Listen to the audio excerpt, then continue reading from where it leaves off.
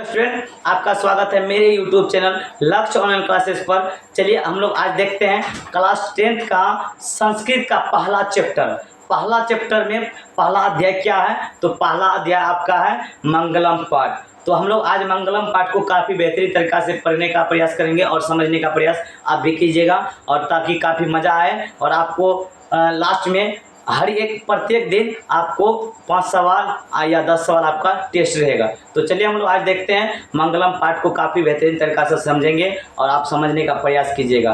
तो चलिए आज हम लोग मंगलम पाठ को पढ़ते हैं। मंगलम पाठ में क्या है, कैसे, हर एक ऑब्जेक्टिव को मैं करूँगा, पूरा क्लियर तरीक़ा से मैं समझाने का प्रयास करूँगा। तो चलिए आज देखते हैं मंगलम पाठ में क्या है। सबसे पहले पहला अध्याय है आपका मंगलम पाठ। तो मंगलम पाठ ये आपका पहला अध्याय किसका, संस्कृत का। ये आप संस्कृत का बुक पढ़ रहे हैं, ये आप क्या कर रहे हैं, संस्कृत का बुक को पढ़ रहे हैं। संस्कृत के बुक का पहला अध्याय में आपका दिया हुआ मंगलम पाठ। अब मंगलम पाठ में पहला चैप्टर है मंगलम पाठ। तो मंगलम पाठ में कुल कितने मंत्र हैं, इस चीज़ को देखिएगा। तो आप जब बुक को उल्टाइएगा संस्कृत बुक को, तो वहाँ पर देखिएगा 5 मंत्र दिया हुआ है।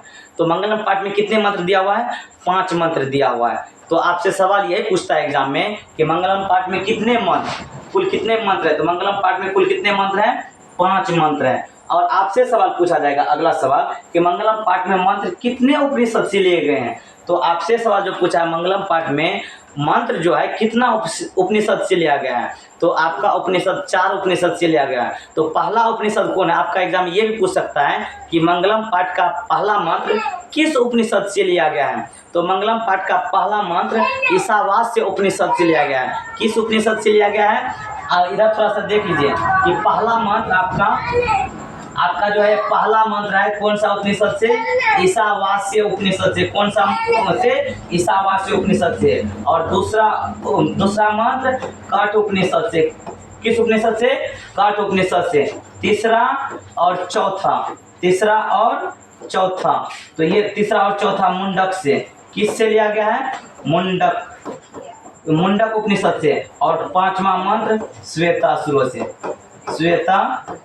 से लिया गया। ये चीज आपके एग्जाम में कभी कल पूछ देता है कि आप बताइए कि मंगलम पाठ का पहला मंत्र किस उपनिषद से लिया गया है। तो आप क्या बताइएगा कि मंगलम पाठ का पहला मंत्र ईशावास्य उपनिषद से लिया गया है। अगर आपसे एग्जाम में पूछ दे मंगलम पाठ का दूसरा मंत्र किस उपनिषद से लिया गया है, तो मंगलम पाठ का दूसरा मंत्र कठ उपनिषद से लिया गया है।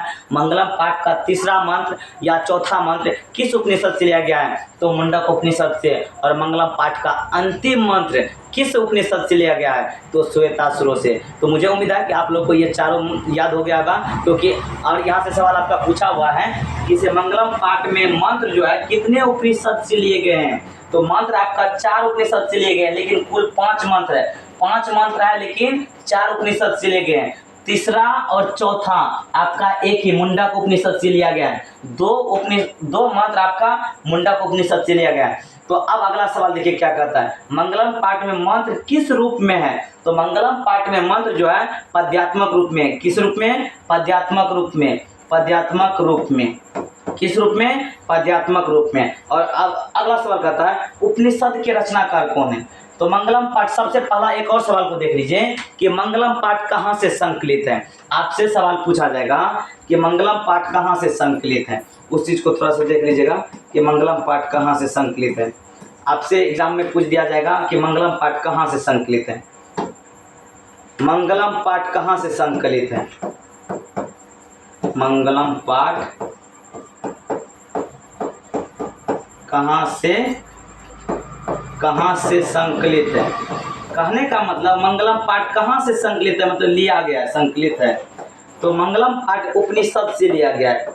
किस चीज से लिया गया है, उपनिषद से। किससे, उपनिषद से लिया गया है। अब आपसे सवाल पूछ देगा कि उपनिषद की संख्या कितनी है।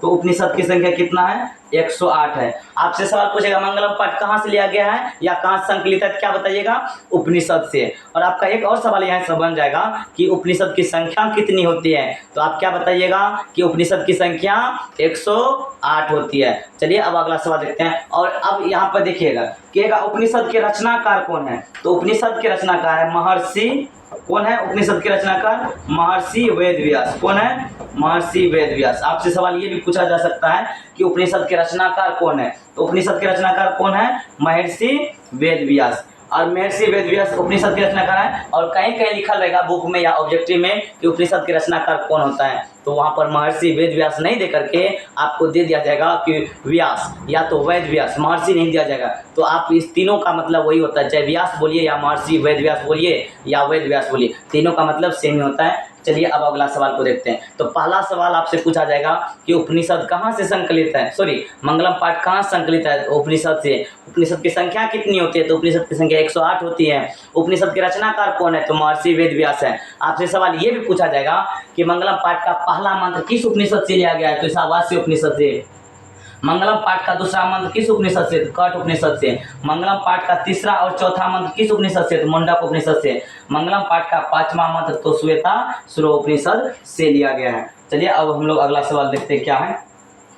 अब कहता है उपनिषद किसका अंतिम भाग होता है, तो उपनिषद जो है, उपनिषद वैदिक साहित्य का अंतिम भाग होता है। किसका अंतिम भाग होता है? वैदिक साहित्य का अंतिम भाग होता है। अब सवाल आपसे अगला सवाल कर रहा है, उपनिषद किसका सिद्धांत प्रकट करता है, तो उपनिषद जो है दर्शन शास्त्र का या तो दर्शन का, दर्शन शास्त्र नहीं बोला जाए, उपनिषद किसका सिद्धांत प्रकट करता है, तो दर्शन शास्त्र का सिद्धांत प्रकट करता है। अब आपसे सवाल पूछेगा कि ईशावास्य उपनिषद में किसके बारे में चर्चा किया गया है या किसके बारे में बतलाया गया है ईशावास्य उपनिषद में, तो ईशावास्य उपनिषद में किसके बारे में बताया गया है, तो आत्मा के बारे में, और श्वेतासुरों में परमात्मा के बारे में, और कठ उपनिषद में मोक्ष के बारे में, और मुंडक उपनिषद में सत्य के बारे में। इस चारों उपनिषद में से आपका एक ऑब्जेक्टिव बनता ही बनता है आपके एग्जाम में। तो पहला क्या है? ईशावास्य उपनिषद। ईशावास्य उपनिषद में किसके बारे में चर्चा किया गया है, ईशावास्य उपनिषद में किसके बारे में चर्चा किया गया है, तो आपको ईशावास्य उपनिषद में आत्मा के बारे में चर्चा किया गया है, और श्वेतासुरों में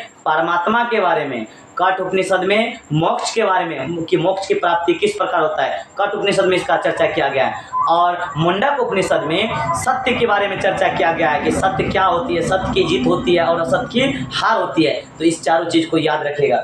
जैसे यहाँ पर दिया हुआ ईशावास्य उपनिषद में किसके बारे में कहा गया है, आत्मा के बारे में, और श्वेतासुरों में परमात्मा के बारे में, कठ उपनिषद में मोक्ष के बारे में, किसके बारे में, मोक्ष के बारे में, और मुंडक उपनिषद में सत्य के बारे में। चलिए अब अगला सवाल देखते हैं। अगला सवाल क्या है इसको, अब कह रहा है सूक्ष्म से सूक्ष्म क्या होता है। बहुत वीवीआई सवाल है, इस सवाल पर जितना स्टार आप लगा सकते हैं। सूक्ष्म से सूक्ष्म क्या होता है, 3 4 5 6 7 स्टार मार देते हैं, जितना भी स्टार हो। तो सूक्ष्म से सूक्ष्म क्या होता है, तो हम लोग आत्मा के जो बारे में बात करते हैं ईशावास्य उपनिषद में, उसी में बताएगा सूक्ष्म से सूक्ष्म क्या होता है, आत्मा होता है। मतलब छोटा से छोटा क्या होता है, आत्मा। आत्मा को जिस प्रकार जिस रूप में देखिएगा वैसा ही दिखेगा। आप आत्मा को बड़ा समझिएगा तो बहुत बड़ा आत्मा कहलाएगा, और छोटा समझिएगा तो बहुत छोटा भी कहलाता है, क्योंकि वह उसको बोलिएगा छोटा से छोटा तो आत्मा, बड़ा से बड़ा तो आत्मा, अणु से भी छोटा आत्मा, या सूक्ष्म से सूक्ष्म तो आत्मा ही होता है। तो यहाँ पर देखिएगा, यहाँ पर लिखा हुआ सूक्ष्म से सूक्ष्म क्या होता है, तो आत्मा। अणु से भी छोटा क्या होता है, तो अणु से भी, कहने का मतलब अणु बहुत छोटा जो होता है उससे भी छोटा क्या होता है, आपका आत्मा होता है। क्या होता है, आपका आत्मा होता है, अणु से भी छोटा। अब आपसे सवाल इस प्रकार से भी पूछ सकता है कि महान से भी महान क्या होता है, महान से महान, तो महान से महान भी आपका आत्मा ही होता है। समझ गए ना। अब कहता है यहाँ अगला सवाल कि मंगलम पाठ के रचनाकार कौन है या मंगलम पाठ के रचयिता कौन है। इससे पहले भी बता चुके हैं कि मंगलम पाठ के रचनाकार महर्षि वेद व्यास है। तो इसका रचयिता कौन है या रचनाकार, महर्षि वेद व्यास। कौन है, महर्षि वेद व्यास। इस चीज को याद रखिएगा, कौन है, महर्षि वेद व्यास। अब कहता है किसे वश में नहीं किया जा सकता है, कहने का मतलब किसे अपना वश में नहीं कर सकते हैं। तो हम लोग किसको वश में नहीं कर सकते हैं, आत्मा को। किसको वश में नहीं कर सकते हैं, आत्मा को। अब कहता है विद्वान शोक रहित होकर के किसे देखता है, विद्वान शोक रहित होकर के किसको देखता है, तो परमात्मा को। किसको, परमात्मा को। किसको शोक रहित होकर के देखता है, तो परमात्मा को। ये ऑब्जेक्टिव आप याद रखिएगा, ये सब काफी वीवीआई है और आपके एग्जाम में बहुत बार पूछा हुआ है। अब अगला सवाल है सत्य से किसका रास्ता प्रस्त होता है। तो सत्य से किसका रास्ता प्राप्त होता है? तो देवलोक का। किसका? देवलोक का। इस चीज को याद रखिएगा, सत्य से किसका रास्ता प्राप्त होता है? तो देवलोक का। अब कहता है यह संपूर्ण संसार किसके द्वारा अनुशासित है? यह संपूर्ण संसार जो है, अपना लोग जहाँ रह रहे हैं, ये संसार जो है ये परमात्मा का तो दिया हुआ है ना। तो यही सवाल आपसे पूछा गया है कि यह संपूर्ण संसार किसके द्वारा अनुशासित है? क्या बोलिएगा? परमात्मा के द्वारा। किसके द्वारा? परमात्मा के द्वारा। आपका संपूर्ण संसार किसके द्वारा अनुशासित है? परमात्मा के द्वारा। आपका यही आंसर हो गया। अब कहता है ये सवाल, इसको भी जितना स्टार लगाना है लगा सकते हैं आप, क्योंकि ये सवाल इस बार आएगा ही आएगा। बोल दिए तो आएगा ही आएगा। कहता नदियाँ नाम और रूप को छोड़ करके कहाँ मिलती है? तो नदियाँ नाम और रूप को छोड़ करके समुद्र में मिलती है। कहाँ पर? समुद्र में। आपसे सवाल पूछेगा नदियाँ नाम और रूप को छोड़कर कहाँ मिलती है, तो इसको लिख देते हैं हम लोग समुद्र में। कहाँ पर? समुद्र में। तो यहाँ पर एक और सवाल पूछा जाएगा कि जो बुद्धिमान लोग होते हैं, जिसको पंडित बोला जाए, वो लोग अपना नाम और रूप को छोड़ करके किसको पा लेते हैं? परमात्मा को। यहाँ पर समुद्र नहीं बोल दीजिएगा। बुद्धिमान लोग जो है अपना नाम और रूप को छोड़ करके किसको पा लेते हैं? परमात्मा को। किसको पा लेते हैं? परमात्मा को। अब आपको कहता है किसकी विजय नहीं होती है, इस चीज को देखिएगा। यहाँ पर नहीं लिखा हुआ, यहाँ पर होती है और नहीं होती है में बहुत फर्क है। तो किसकी विजय नहीं होती है? तो झूठ की, मतलब असत्य के। किसका नहीं होता है? असत्य का। तो अब आपसे सवाल और आगे पूछ सकता है किसकी जीत होती है? यहाँ पे किसकी विजय होती है या जीत होती है? तो यहाँ पर क्या हो जाएगा? सत्य की। किसकी जीत होती है? तो सत्य की। अब कहता है आपसे और सवाल कर रहा है सबसे बड़ा खजाना क्या है? सबसे बड़ा खजाना क्या है? तो सत्य ही सबसे बड़ा खजाना है। क्या है? सबसे बड़ा खजाना सत्य ही है। आप सत्य बोलिएगा ना तो आपको कोई कुछ नहीं कर सकता, और सत्य बोल करके कोई चीज़ को जीत सकते हैं। आप में जीतने की क्षमता रहता है, इसीलिए उसको बोला जाता है सबसे बड़ा खजाना क्या है? तो आपका सत्य ही सबसे बड़ा खजाना है। क्या है आपका सबसे बड़ा खजाना? सत्य है। अब कहता है ईश्वर क्या है? तो ईश्वर क्या है? तो ईश्वर ही सत्य ही ईश्वर है ना। ईश्वर क्या है? तो सत्य ही ईश्वर है। तो यहाँ पर हो जाएगा ईश्वर क्या है? तो ईश्वर सत्य ही ईश्वर है। सत्य लोक से विद्वान कहाँ जाते हैं? विद्वान कहाँ जाते हैं? तो सत्य लोक से विद्वान कहाँ जाते हैं? तो देवलोक। कहाँ जाते हैं? तो देवलोक। तो सत्य लोक से विद्वान लोग कहाँ जाते हैं? देवलोक। अब कहता है साधक किसको पार करता है? तो साधक जो है मृत्यु को पार करता है। किसको? साधक जो है किसको पार कर जाता है? मृत्यु को। साधक पुरुष जितने भी होते हैं सब मृत्यु को भी पार कर जाते हैं। अब आपसे सवाल आगे पूछा जाएगा कि सत्य का मुंह किस पात्र से ढका हुआ है? ये सवाल आपको बहुत बार पूछा हुआ है, इसको भी स्टार आप लगा सकते हैं कि सत्य का मुंह किस पात्र से ढका है? तो हिरणमयन पात्र। किस पात्र से? हिरणमयन पात्र से। सत्य का मुंह किस पात्र से ढका हुआ है? हिरणमयन पात्र से। आप पूछेगा कि प्राणियों के हृदय रूपी गुफा में कौन बंद रहता है? ये जो अपना गुफा देख रहे हैं, गुफा समझते हैं ना कि खाली जगह जो जमीन के अंदर अंदर होता है उसी को गुफा कहते हैं। या और कोई चीज़ को जमीन के ऊपर भी बनाया जाता है लेकिन वो एक गुफा टाइप का होता है, यहाँ से उधर जाने का रास्ता, तो उसी को क्या बोलते हैं? गुफा बोलते हैं। जो खाली जगह हो जहाँ जिसके अंदर। तो प्राणियों के हृदय रूपी गुफा में कौन बंद रहता है? ये एक प्रकार का अपना क्या, ये शरीर का अंदर एक गुफा ही है ना, इसके अंदर ढेर सारा चीज़ है ना। तो वही कहता है प्राणियों के हृदय रूपी गुफा में कौन बंद रहता है? तो आत्मा को ही हम लोग बंद कर करके रखते हैं। तो ये क्या हो जाएगा? आत्मा। अब कहता है नदियाँ कहाँ जाकर के मिलती है? तो ये तो हल्का ही है, ये समुद्र में। इससे पहले भी बताएं कि नदियाँ अपना नाम और रूप को छोड़कर कहाँ मिलती है? समुद्र में। चलिए अब अगला सवाल को देख लेते हैं क्या है। अब अगला सवाल है वेद रूपी शास्त्र क्या है? कहने का मतलब वेद रूपी शास्त्र है जिस प्रकार शास्त्र में कहा गया कि कोई भी काम को नित्य करना चाहिए, रोज करना चाहिए, हमेशा कंटिन्यू वे में करना चाहिए। तो वही वेद रूपी शास्त्र में कहता है। वेद रूपी शास्त्र एक प्रकार का नित्य जो भी काम कर रहे हैं ना, रोज का काम, वही अपना क्या है? वेद रूपी शास्त्र है। तो यहाँ पर क्या हो जाएगा? नित्य हो जाएगा। ये क्या हो जाएगा? नित्य ही वेद रूपी शास्त्र कहलाता है। अब आपसे ये चारों सवाल काफी ही इंपॉर्टेंट है, ये चारों सवाल, और आपको कई बार एग्जाम में पूछा हुआ है। कह रहा है कि उपनिषद की संख्या कितनी है? तो उपनिषद की संख्या कितनी है? तो उपनिषद की संख्या आपका 108 है। कितना है उपनिषद की संख्या? 108। अब कहता है वेदों की संख्या कितना है? तो वेद कितना होता है? 4 गो वेद हैं। तो कौन कौन है उसको भी लिख देते हैं। अब पहले कहता है वेदांग कितने हैं? वेदांग कितने हैं? 6 हैं। और पुराण कितने हैं, तो पुराण आपका 18 है। कितना है? 18। ये चारों चीज़ को आप याद रखिएगा। उपनिषद की संख्या 108, वेद की संख्या 4, वेदांग 6 और पुराण 18।